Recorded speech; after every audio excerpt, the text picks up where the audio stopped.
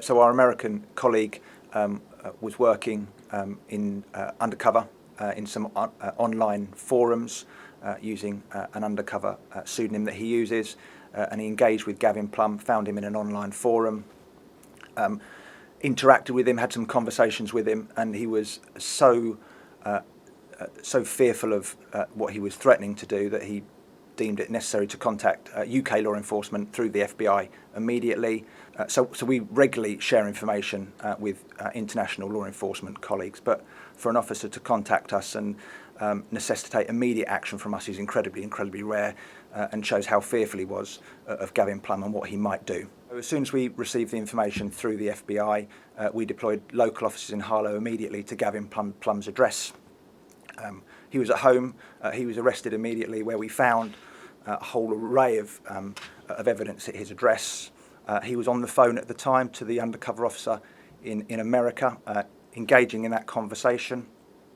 And then when we searched his address, as you've seen in court, we found a whole array of items that we think that he was going to use to kidnap Holly Willoughby.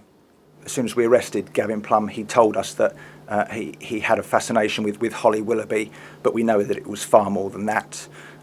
So at the address we found cable ties, we found handcuffs, we found chloroform, all really unusual things to find at an address. And they all show us that he was clearly intent on following through with his plan. Look at his previous convictions.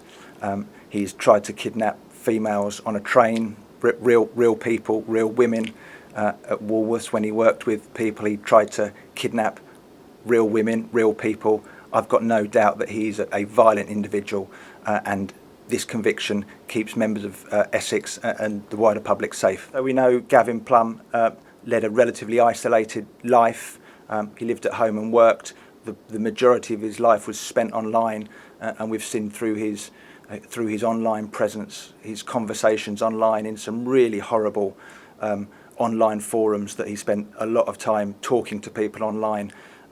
And I've got no doubt that his plans, if he found a like-minded person, which he thought he had done with our American law enforcement colleague, he would have been able to carry out his plans.